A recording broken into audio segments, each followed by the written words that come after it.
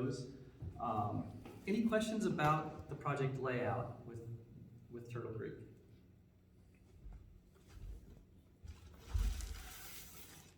If not, we can go to the New Lebanon setbacks.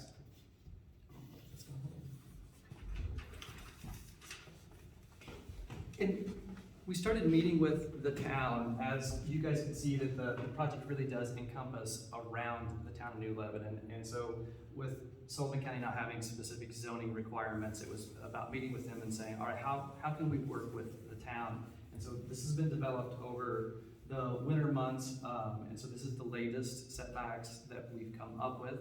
I will tell you that the town of New Lebanon folks have been very gracious and met with us on numerous occasions to talk through this, but they have not agreed to these setbacks. This is just as we listen to them and hear what they say and what their concerns are, and trying to balance that with the needs of the project, listening to the participating landowners, and trying to, again, find as much compromise as what we can as we look at, again, very specific setbacks in very specific ways, as opposed to just doing it standardized. It's 100 feet or it's 200 feet around residential properties. And so that's what we've come up with to date. And again, I certainly don't want to misrepresent where we're at with the town of New Lebanon folks, because again, this is just a proposed piece from our side to them. So we'll have more discussions as we enter into the MOU phase with the setbacks. Any questions on this piece? What is the setback? Again, I'd encourage anybody, it's very specific. It's 200 feet here, 530 feet here, 775 feet here. So it's, again, very customized as you move around the town.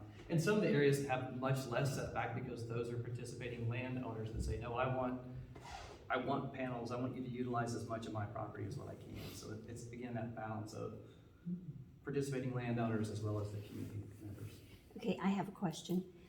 In those cases where you have it very close due to what the landowner wants, what is the environmental and the aspect of the beautification of keeping it from taking away from the residential person who may be there, that the farm owner is coming up next to their property? What type of landscaping, what kind of things are you going to do to make it better for the residential person? Sure. And I know that's down here. We have, and again, it's hard to see from much of a distance, but we do have where the proposed vegetative screening would go and how that's laid out. It's the darker green line, and if you get closer, you can see where we've proposed how that would be laid out, as opposed to being right up next to the houses. We put it next to the fence. But again, I'll let Tim cover. Yeah, we're just now starting to get into some of the analysis of the specific types of vegetation screening we'll have around the town of New Lebanon and around some of the other non-participating landowners that may not live in New Lebanon, but outside, out in the country. And we've hired a consulting firm that specializes in this. They're doing this type of work for solar projects all over the country, but they have a strong presence here in the Midwest. They spent a day and a half out here looking at the types of vegetation that grow naturally here.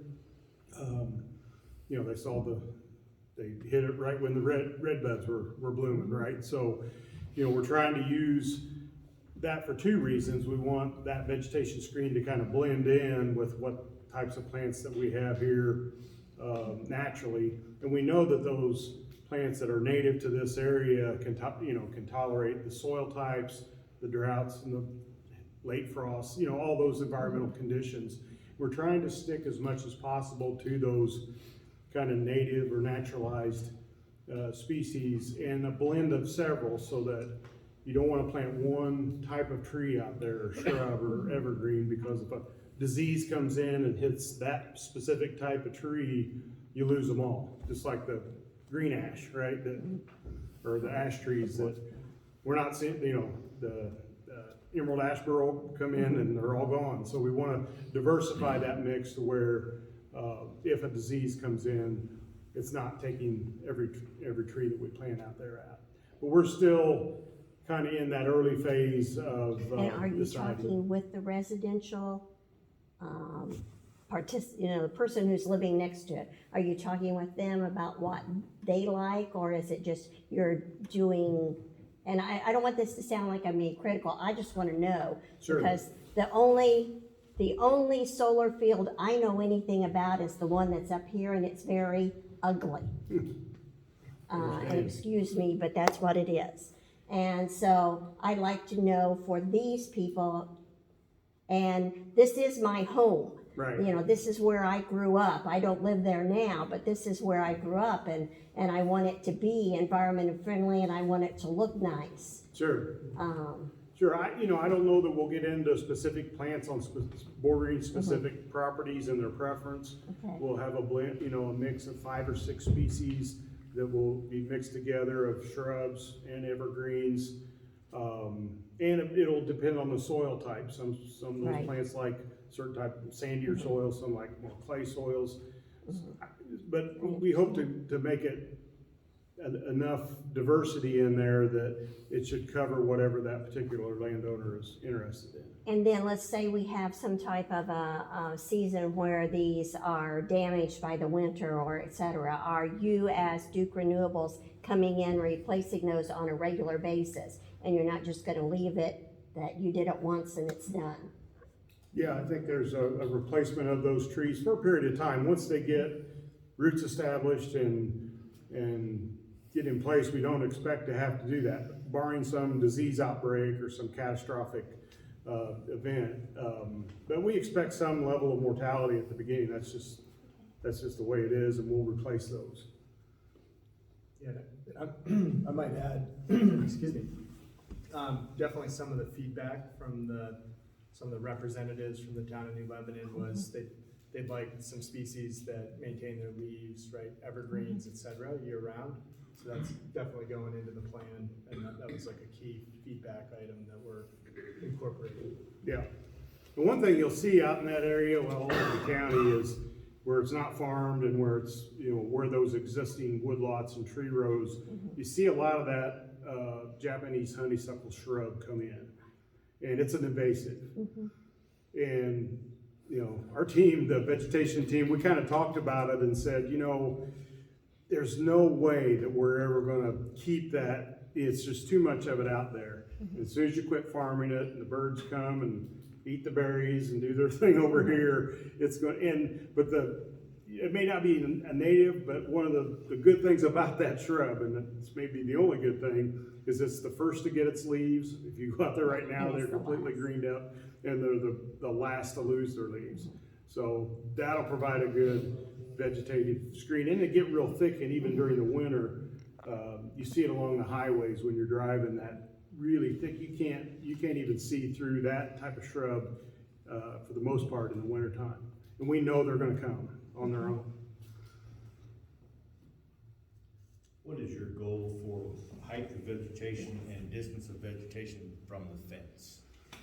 Right now, we're looking at generally speaking, and there may be some spots that it's wider or narrower, but about 30 feet in general, 25 to 30 feet, multiple rows that are staggered, and we'll go with a mix of, relatively small, maybe 1 to 2 gallon containers, and 2 foot tall, all the way up to bigger 15 gallon, and kind of mix that again to kind of diversify it so you're not putting all your eggs in one basket, so to speak. That's kind of our plan right now. It won't be an immediate, completely cover the fence at day one, but as the native stuff or the volunteer stuff comes in, we want to give those shrubs and trees that we plant kind of a head start over the volunteer stuff that comes in. So your goal is to hide the fence? Yeah. Totally with your vegetation? Yeah. I think another key aspect of the visual elements that we're going to do is instead of a typical chain link fence, we're going with a more traditional farm, I call it woven wire fence or hog panel fence, about the 4 inch by 4 inch or 5 inch by 5 inch squares. It's straight instead of the chain link and the bright galvanizing on that. We think that it'll be taller than a standard cattle fence. It'll be, what is it, Patrick? What's the code on that? 8 feet tall, National Electric Code on the woven wire. on the woven wire. So it'll be an 8 foot tall fence, but it'll be that, some people call it deer fence, woven wire type fence. And I think that'll, in this landscape here in Sullivan County and in the Midwest, we think that looks a little better than that kind of chain link look that you see in more industrial sites. And I think that'll help to blend that vegetation screen into the overall site. Will you be purchasing your shrubbery and trees and everything locally? As much as we can. That's one of the real challenges is with all these projects going in the Midwest, there's a real shortage of those types of shrubs. In fact, the company that we're working with, they're called RES, R-E-S. They're starting a nursery specifically for solar sites. If you go up 63, just past where 36 joins around Hillsdale, Montezuma, you'll see it off the side. You can see it from 63. It's called the Mule Ridge facility. So they're actually building a nursery. They've got a good start on it already to be able to supply those shrubs for this. I know we worked with a place called Woody Warehouse over in Liston, Indiana. They provide a lot of plant materials for this type of thing, but we will try to use as much local sources as we can. Including workers? Yeah, that's one thing that Res does. They've got some manpower and it's fairly local. Those folks work out of that. It'd be Vermilion Park County area, but we know that we can't, there may not be that local workforce. We'll have those folks, but then they know they're going to have to hire some local folks. We've got Wildlife Land and Resource Management. Trey Clark, Bruce Marheine, who many of you know run that company. We've got with them to kind of be a little bit of a local oversight. Bruce is one of the top wildlife guys in the area, right? He's going to look at that species mix and go, yeah, this is what makes sense it's got the best chance of survival. It's got good wildlife habitat benefits, all those things. So we've engaged, folks like that. They've got a local crew that'll help as well. And how about your mowing? Will you be bringing that from Vermilion County, Park County, or will that be done locally? That'll probably be done as local as we can if there's, an outfit that can provide that service. We have several. Yeah, we would like to do that. It may be coordinated by that res or some other group or in our own O&M staff, but yeah, that doesn't make a lot of sense to hire somebody from out of state or whatever to come in and do that. Okay. What type of corporation are you operating under? Are you an LLC? It is, yes. We are, yep. An LLC? Correct. Yeah. Do you guys have an example of what Duke Energy has done for the vegetation? Yeah, and I think we've shown an example in a past meeting, but, You sent an email, yeah, that's been a couple months ago, you sent an email that had some pictures. yeah. And I think that, There's some pictures, yeah. that may have been a site right next to one of ours in, New York. But yeah, there are examples, Cody, we could send you some. And I think we've shown you some pictures, right? Isaac had some computer generated pictures, that's all. Okay. Yeah. We can certainly send you some photos, what it looks like. And again, it takes some time for it to grow in, right? We're estimating, help me out here, guys, but 4 to 5 years? 5 years. 5 years, yeah. So it'll take some time, right, to grow up and cover the fence, but. And if the invasives do start coming, you're gonna take care of it. It sounds like there's no let them go. Well, that shrub, that Japanese honeysuckle they've been trying to control that across the Wabash Valley for a while. You just can't. We just see that if you can't control it, it makes for a nice fit. Now, it'll only be in that 30-foot area, right, where the vegetation screen is. But outside of that, it'd be farmed, probably be released back to the landowner. It's just the reality of that specific type of shrub. Johnson grass, obviously, we'll keep that under control. Hopefully, we can get off on the right foot there on other types of invasive species. Yeah. It does make a nice screen, but it is totally invasive. Yeah. It'll get in everyone's yards, it gets in everything. I mean, I ride the woods, and it's taken over the woods in this area, and we try to cut it back. So if you bring it in and you want it there, what's the logical thing of calling it invasive? If you, I know. that's what it is, it's invasive, it will take everything. Yeah, you know, I guess we're taking a realistic look in knowing that, I don't wanna set an expectation up that we won't have any of that in there. Yeah, we'll try to control it, we'll try everything to get those plants that we plant the best chance of getting out ahead of those invasive species, but to maintain that many miles of that vegetative screen, I think, I'm just trying to be realistic about it. Bruce has people he works with, there's a local guy here that works that does invasive species control. Yep. And does, habitat maintenance, stuff Mhm. like that.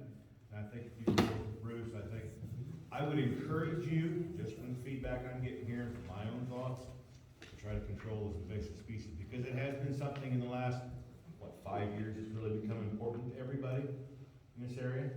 Yeah, so I would encourage you to maybe take a closer look at that. Okay, all right, we'll do some research on it, and I have talked to Bruce and Trey about that, and there's some chemical out there, that's the other trade-off, right? The only way you control that is, Set up. chemical treatment, and you gotta get after it. But I know there is a local guy here that would probably be interested in Okay, doing some of that work, and I know he has worked with Bruce before. okay. Have you guys worked with the people of New Lebanon, because you are surrounding their town? I mean, have you guys worked with them to try to beautify their town and work with them anyway, at all? Like street lighting, We did they supplied a list of asks and things that we could look into. And we're limited on many of the items we just simply can't do. It's not possible, for various reasons, like free electricity or walking paths along it, because again, we don't own the property. Property owners own the property. We're able to lease it for solar, but I can't let the public walk on somebody else's property. So there's a lot of those things we just couldn't do. One of the things that we are looking into that we think we can do is to set up a scholarship fund for the local community in that area. So we're working with the Wabash Valley Community Foundation to see what that looks like and how that would get established. That would again be limited work to be able to set up and managed for the town folks. would that be running under a 501c3, and would all your projects in all the small towns all be competing for that one scholarship? I don't know that we've thought that far into how that exactly would get set up with the Wabash Valley Community Foundation. I mean, it's their recommendation that it doesn't just, that you don't narrow it so much that there's not children eligible for it, because they said they do have a lot of issues with so much specificity that they end up going years and years and years without awards. So again, we just want to work with the local groups to set it up the best way we know we can in order to have it for long-term success. So we'll follow their lead on that one. I think also that old school I'm gonna do, so it's not gonna do me any good. I see some of the younger guys was talking about that, but 50% of people's not gonna help a bit for scholarship. And the list she's talking about is pretty well gone. Nothing's not done with that. Now, I know talking to other counties that have had solar, they've had the good neighbor fee where many times these solar companies will pay some money to them landowners who have the solar surrounding them. Is that something that you guys are willing to do for these people? It's not something that Duke currently explores, is that correct? Yeah, we have not had those discussions here. I know other counties, other solar companies have done that with other counties. I didn't know if that was something that you guys would be willing to negotiate with the people of New Lebanon? Why don't we take that one offline, but that has not been in the list that we've discussed with the, representatives of the town of New Lebanon. It's a pretty large town, so it just hasn't been on the list. I will say, we've been, talking about, grant requests. Duke has a foundation. So, if there are specific ideas, those are things we can do. Okay. So, I know one of the comments, yeah. So my question was just about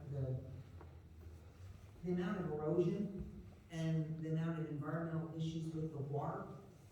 I'm the one that lives in the low spot, and I mean, the amount of water that comes through my property now is massive, and to take on any more, you guys are gonna flood me out. Are you gonna be able to manage this to keep it from coming from uphill down to the low spot? Are you gonna be able to take care of that? Yeah, good question.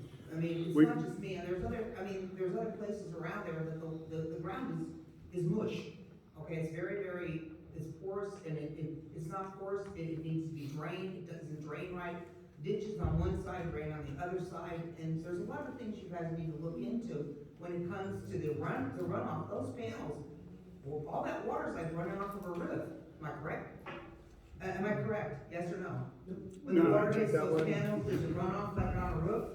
Well, ma'am, so, one thing that the civil engineers do, we run hydraulics, we own a ton of these facilities, and one thing that we look into is a hydrological analysis of what's gonna happen when we put the panels up. And what the American Society of Civil Engineers, they did a whole study on it, and what they've shown is that when you transform, primarily agriculture, land where it's got crops on it most of the year, but then a lot of the year it's completely, empty, you see a lot more erosion, a lot more runoff on that, versus when you have a solar site where it's well-maintained grassland prairie, the infiltration, the root structure is a lot deeper, so you get a lot more infiltration, and what we've seen on all of our sites is actually a reduction in runoff. Because of that, it's planted year-round, deep root structure, so it takes a lot longer for the water to infiltrate, and we see a reduction in runoff. Even with them being like a rooftop? Yes, ma'am, absolutely, yep. Now, that would be the case if it was solid, right? A complete carpet of it, but as these, as these panels tilt, there's room in between them that'll be vegetated, right? So yeah, that surface area there is impervious, but there's only in the middle of the day is the only time they're flat. The rest of the time they're tilted, so there's not a single drip line where that's going to come off. Now on a fixed tilt, it would be. You would have a concentration of water in one spot if it was a fixed. But since these things rotate, that water's being spread over a pretty wide area as that thing tilts from all the way east all the way west. And with the vegetation, it's just like Patrick said, we expect that to filter in. We'll also look at the drainage tile, and we know there's some tile fields out there. We're going to be talking to Fry. I think he's done about all the tile in the county about what records he has, and if we damage tile, if we know there's a tile field, we'll come back in and keep that hydrology as intact as we can, and hopefully make it better. Last thing we want is to have our guys out there working on energized equipment in standing water. We don't want that either. So. and you could go to the soil and water district too and talk to Travis up there, because Fry's a big contractor, but there's 2 or 3 other contractors that do quite a bit of tiling too. So Okay. Fry would have good records, but he's not the only one. Okay, So good to know. talk to Travis at the soil and water. The other thing that we're trying to do on these Midwest solar sites is get in before we do construction with some vegetative cover. If we can get in there right after, say, a crop comes out and get a cover crop on there and get some vegetation established before construction even starts, you don't have that exposed soil. Now, some places where you got to grade, because of topography and so forth, that may be a little more challenging, but where we don't have to grade anything, we'll go in and seed the entire area. You only have the areas where the trucks go in and out during construction. Those will have to be kind of touched up after the fact. But we're in the middle of a project in Texas where we did that has some pretty good soil, and it made a world of difference. The site greened up in the spring, and we're seeing a lot less erosion and runoff during the construction phase when that's the most likely to occur. And it's really, so that's the approach we're taking now, is to get in before we start construction with some vegetation treatments. One comment and question, I know it was asked by the New Lebanon people. They've asked you for some specific things, and your comment back to them was without a 501c3, those weren't possible. And this may be a question for the lawyers. Is it possible that you could help the town of, or the group that's involved, get a 501c3 set up so that, I know it's a lot of work to get one set up. Is it possible that you'd be willing, or you'd be legally able to help them do that, so that some of their asks may be able to be taken care of through a grant program that requires a 501c3 to receive it? Yeah, and I might say it might even be simpler if we can provide it, because I think we can provide to county governments. We Think can so. look in, yeah, but We- like if there's an organization within, you know, the local community that we could provide grants to, and then it's, you know, earmarked or designated. They still need an organization, though, Right. correct? I, I think ultimately, yes. Yeah, we did that at Mary Neal for a fire department, right? They were 501c4, and then we helped them convert that to a 501c3 so that they could receive some grant funds. I will say, going first to like the Sullivan County Community Foundation or Wabash Valley Community Foundation, I think Sullivan County is part of that, right? But you're still going to have to be a 501c, whatever it is. 501c3. And New Lebanon is an unincorporated town with no elected is what I'm going to say, and I don't know if that's the right term. So I'm not sure. I think they're going to need assistance in getting that accomplished to get that 501c, because it isn't an easy document to complete. And that's why I wonder. And then I don't know how they would, what would be the title of it, because they're not in an incorporated town. You know, I think they're going to need help. And that's where I think one of the foundations, right, because my understanding, right, there's nobody elected there, there's no Right. leader. But Right. if, right, you could have a foundation manage, right, like one of the existing foundations. I don't manage know. it. Yeah. I don't know. Then I'm also looking at, like, you are doing this around New Lebanon, and then you're going to be getting closer to Miram. Then you're going to have two small towns, and I'm going to call New Lebanon a town just for that reason, competing for grants, competing for things in their towns, and this type of thing, which I see a big problem. One item, Something that we've discussed Yeah. is, yeah, we're a small community, there's no way we're gonna hire a lawyer and a grant writer. No. But the grant, we're not gonna be guaranteed. Right. It's too much. Because the money is not guaranteed with your setup. Let me ask you this, I mean, Cody. how many different towns is gonna go for this money? Let me ask you this, do you have a core group that you think could organize as a body or an entity to receive these funds and to manage these funds as a 501c3? I think that's the key that has to happen here, is you have to have a group with a structure and some, I think a few bylaws you have to have. Yeah, you'd have to have a board set And a up. board set, do you have a group that would be willing to do that? Do you have a group of you that, I mean, you've got a core group that's Set been, something up if we're gonna get anything. yeah, you guys have been working with these as a core group anyway. If there's some of you in there that's interested in doing that, it might simplify this process for you, if they're willing to help you get set up. But you need to have that core group. Will the county not help us, the paid officials not help us do this? We have to do this on our own, is what you're telling me? Well, we're checking, Cody, to see if Wabash Valley Community Foundation can administer your 501c3. So I The don't, board can't be paid anyway, it's gotta be all volunteers, so. I don't have an answer yet on that. There's a Because that's lot. what, you know, there'd be a lot of setting up for us to do this money that's not gonna be guaranteed as well. Missy, does your church have a The 501c? Methodist church there, does it have a 501c3? Most your churches do. yeah, And I don't know if it's something that you guys could run through that 501c3. How about fire, were you fire department? Volunteer?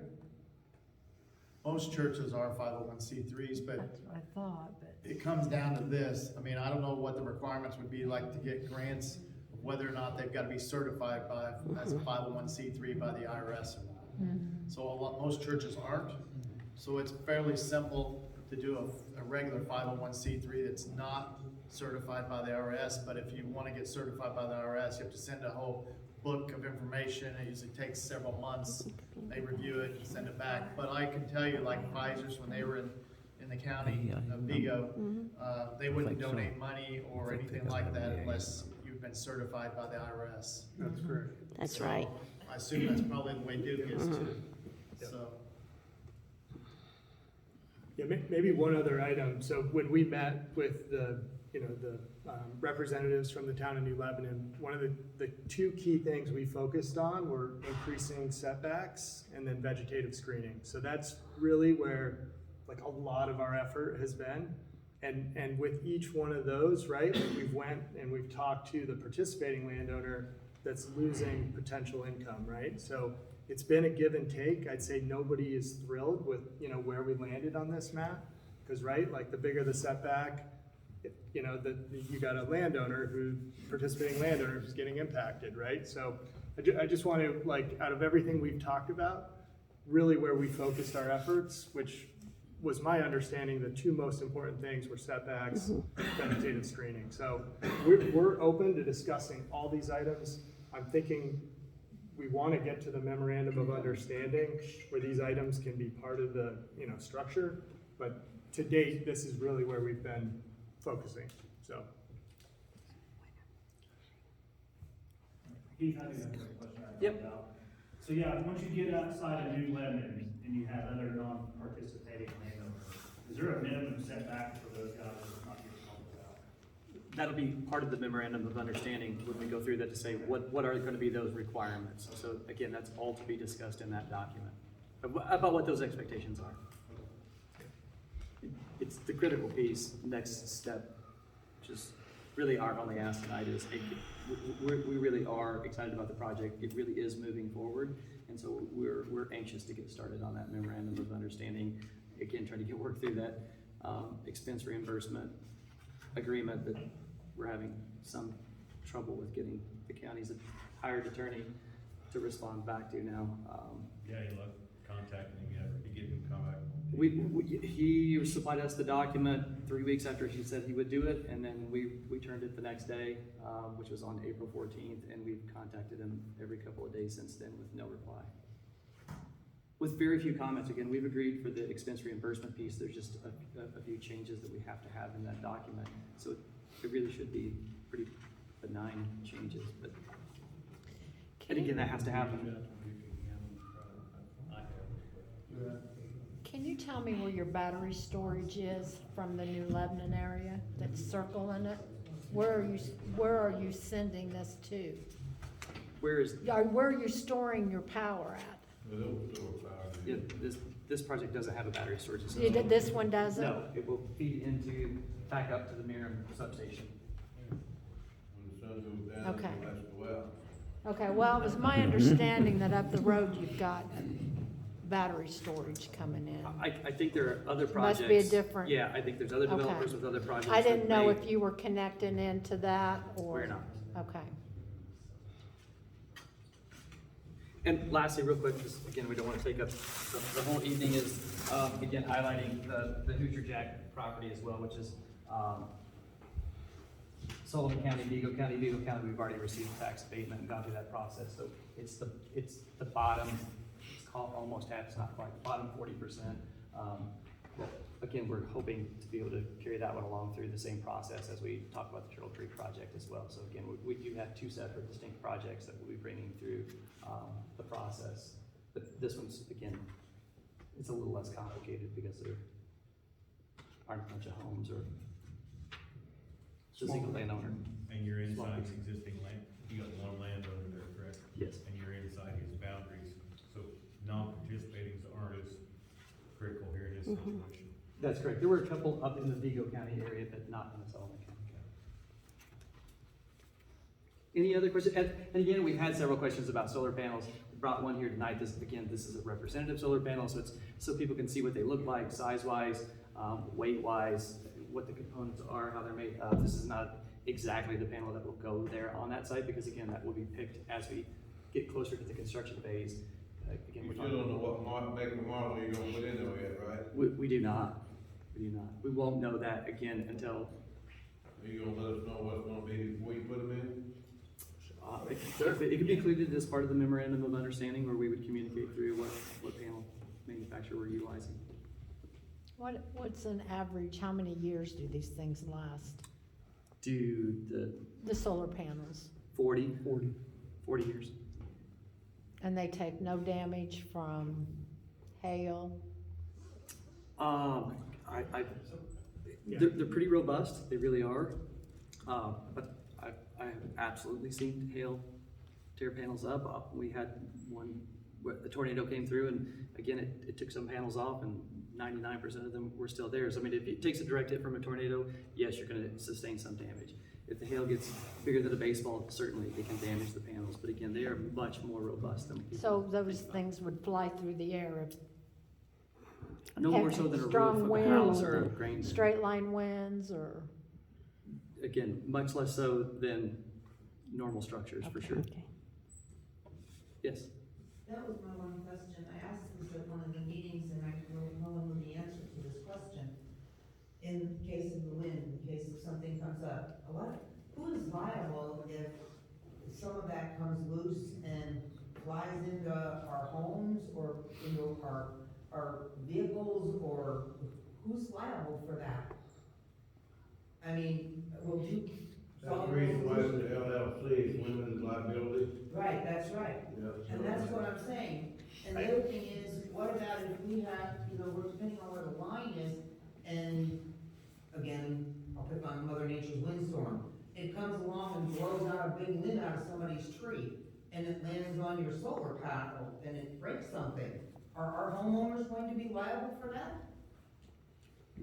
Our homeowners insurance? And these were questions No, we asked, okay, good. before you got there, when, Yeah. these were some Sure. of the questions we asked, and Yeah, yeah. and we don't have answers, and some of us really would like these answers. Sure. No, I think if we had wind damage and, right, a panel damaged a house, we would be liable to fix it. I mean, and on the limited liability corporation, right, it's just common for a lot of companies to set up that way. Very common. But, Problem. yeah, but remember, right, we're a 100-plus-year-old company, got huge operations here in Indiana, right? Like, we're not going anywhere, right?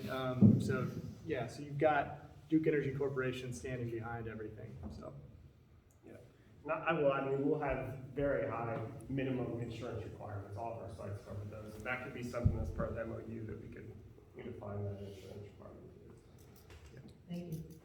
So you guys won't be privately owned, then you're part of Duke Energy, is that correct? But you just, for each project like this, you set up a separate LLC, is that the way it works? Correct. And then all the project contracts go in that one project company. So we will get financing for our, project companies, and so it keeps it neat on the financing. But So- Duke itself owns you guys. Correct. How many of these projects have you guys got now, in fact?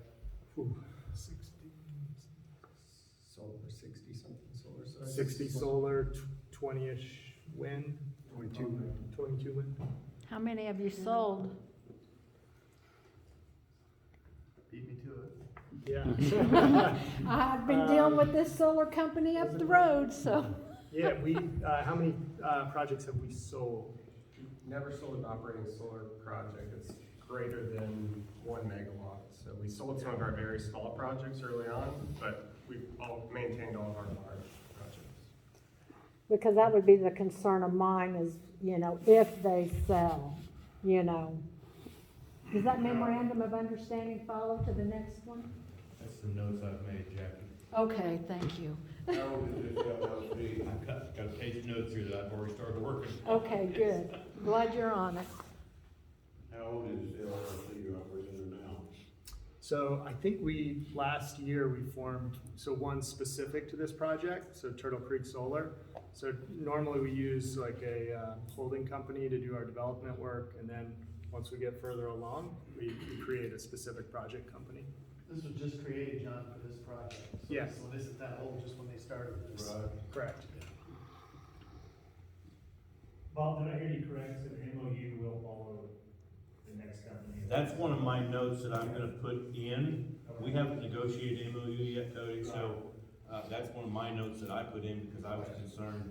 Yeah. Because of the stepchild we have in the Yeah. county already, and our actions there, and what's happened, we wanna make It's sure. a mess. They sold and they didn't follow anything in the MOU. And so the county feels like they got pretty much ripped off on that deal. And they told us they were going to use locals, and they haven't. They've hired mowing from out of the county. I mean, I don't know that we've made anything off of them, so it hasn't been a benefit to us. So, you know, me personally, I've got a bad taste in my mouth, so not that I'm trying to beat you guys up, I'm just trying to make sure we get it right this time. And I think they got apprised at the very first steering committee meeting. I think that Deanna and I both told them the very same thing, Jackie. And they're all three shaking their heads because they remember. I remember it. Any other questions? Yeah, on your Turtle Creek project, has there been any studies on wildlife displacement? Mainly like migratory birds, that's a pretty hot area. Yeah, no, good question. There have been quite a bit. Most of them have been in the desert Southwest. There's just not been a lot of this scale solar in the Midwest. We don't, and this is just anecdotally, we haven't done any studies. There's the Avian Solar Working Group, there's the Renewable Energy Wildlife Institute that's just now starting to look at these Midwestern sites. There's no federal mandates or anything that you guys have to abide by for displacing migratory birds? I didn't know if there was anything, because they're pretty, I don't know. Migratory birds, it's a hot topic right now, and that's what scares me the most about Yeah. that area.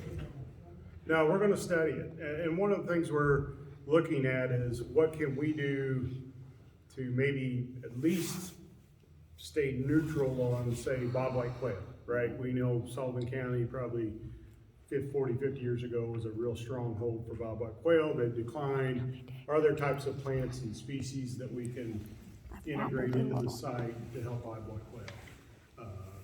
Loggerhead shrikes, another one, very rare bird species. Sullivan County is one of the last strongholds of that loggerhead shrike. So when we look at that vegetation mix, are there types of plants, tree shrubs that loggerhead shrikes prefer, right? Those are the kind of things that, you know, talking to Bruce, talking to the experts, our wildlife biologists, on how we can at least be as compatible with a lot of those kind of grassland species that have kind of disappeared from the area. Migratory birds, I don't think we'll see an impact to ducks and geese. You know, but you got Turtle Creek Reservoir right there for them, so. And those are creatures that can get through your fence. How about the deer? Deer, they probably won't, so. And and I'm gonna ask this project to go around with this, how much continuous fence? Is your fence broken up in lots so that there is traffic patterns for the deer? I mean, we have a lot of deer. They can be a problem. Yep. But we still have a lot of deer. There's a lot of people that follow them and hunt them in this county. Yep. There's people that come into our county and hunt deer. Yeah, you'll notice,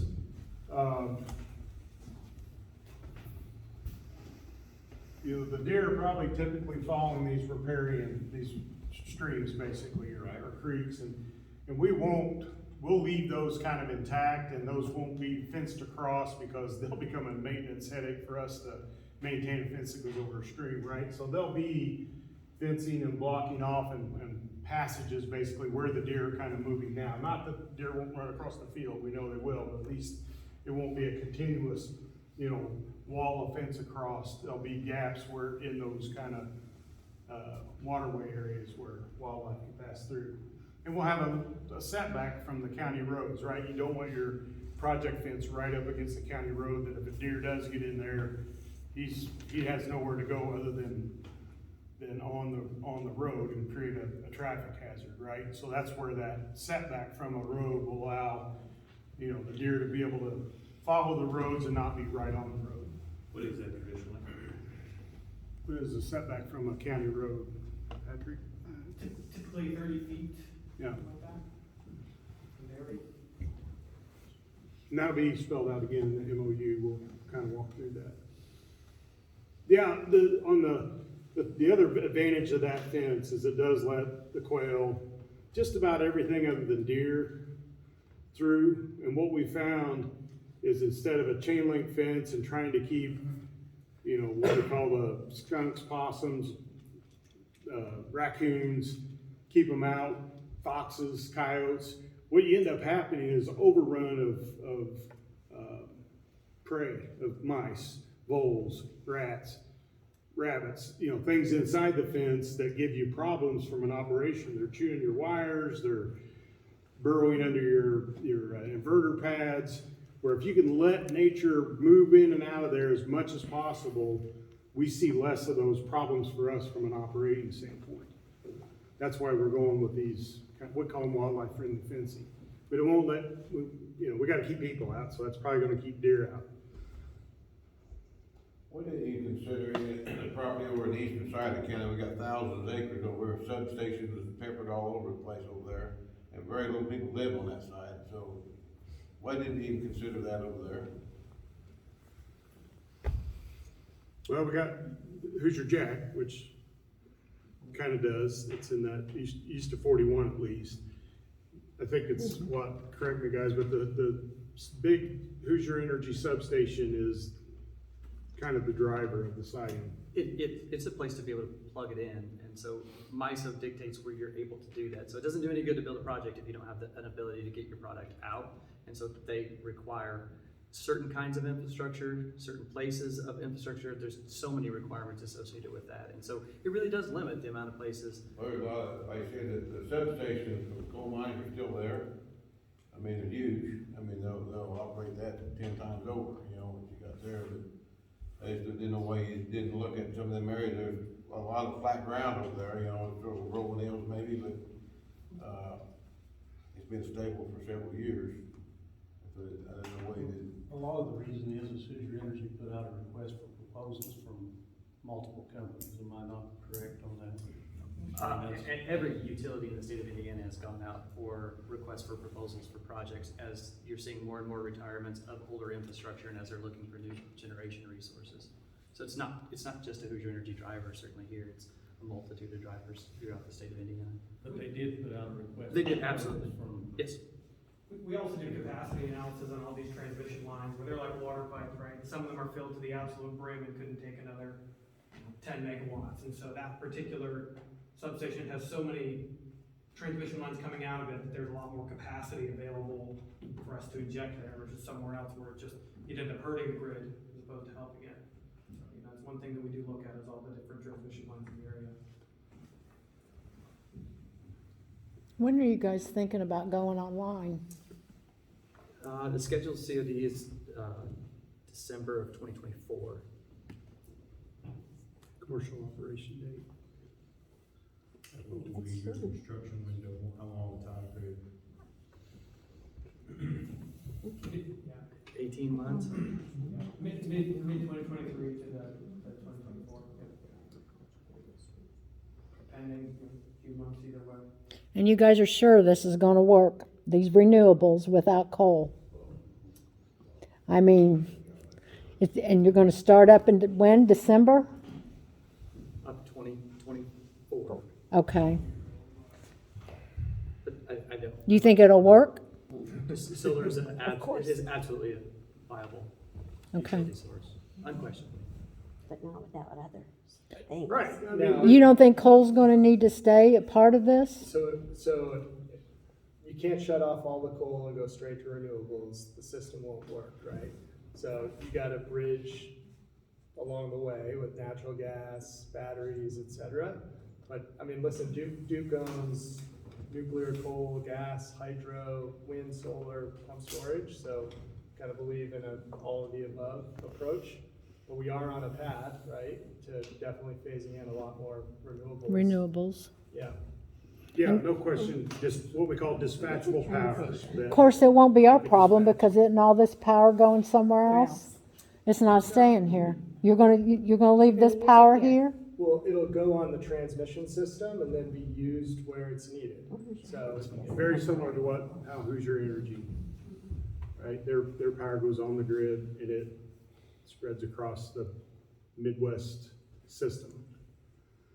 You may not be able to answer this question, and you may think it's stupid, but when Duke Energy started all of this of taking the farmland here, was there a study done by Duke as to how taking this good farmland is going to affect all of the other agricultural industries within the county, such as fertilizer, such as implement dealers, such as elevators, such as Farm hands. the farm hands, such as the tiling, the irrigation systems that are taking out some really big pieces of agricultural production. And was there an economic study to see what that's going to do to Sullivan County? Not specific to this project, but we get that question all the time. And the first thing I say is those host landowners are growing a crop, right? They're growing corn. I don't care. You can tell me that this is a farm. This is not a farm. This is an industry, what you're putting in. And I'm thinking about the people who have depended on agriculture. And I know the farmers are going to be making money, but I also know there's going to be people not making money because of this. It's a good point. I mean, but it's this energy transition that we talked about that. And again, I go to this point of why are we taking good, productive land and not taking land that is not productive in agricultural? And I think our answer is here. I know it's We're because trying- we have Hoosier Energy and it's our transmission But we line. did look, that's what the Hoosier Jack project is exactly what you guys are talking about. And But if those Hoosier- were always there and everywhere, that would be fantastic, because frankly, this project's just easier. It has one landowner. It doesn't have those kinds of impacts. Right. Again, when you really do only have a certain place to sell your product, you have to go to where that product can be sold. And so we certainly look for these types of opportunities. We'd love to have all of our opportunities look like this, but they just can't. And so you have to go where you can put your product on the system. And we've got quite a bit more business to take care of yet this Yeah, evening, thank so, you. I mean, we'll have a chance to come back and revisit some of these questions. This is far from over with yet, so, but I would like to. I just had a question when Jackie was talking about construction. And, who's going to maintain the construction aspect of it? I mean, how do I put this? For the road, for our roads, for the safety of our people, and that for the large equipment and that type of stuff that's gonna be running up and down our roads. Is there gonna be somebody that's going to monitor this? Is it local companies that's going to be doing it? I mean, you know, we've got a lot of kids in town anymore. We've got a lot of children in New Lebanon. They walk the roads, they ride their bikes, some older people ride their horses. But I mean, we do a lot outdoors, and when you're talking, 18 months worth of construction? That was my question. Who's going to maintain our roads and our safety during the construction phase? Is that local? Is that something the county's doing? And that's something that'll have to be negotiated. Okay. We'll have to negotiate a road use agreement, and as far as the enforcement, that may have to be negotiated. They pay more money for more enforcement during this time, so that I'm just throwing things out there. Yeah, and that's good question, very good questions, and it's things that we'll have to negotiate as part of our MOU for them to be able to get the abatement. We can take some more of these questions afterwards, and we'll be here, as long as you have questions for, but the other thing is, we will have a transportation plan, we want to be driving right through, New Lebanon and either, we'll have a transportation plan, that easy to get access to all of them. Every now and then we will, right, but we'll try to avoid that.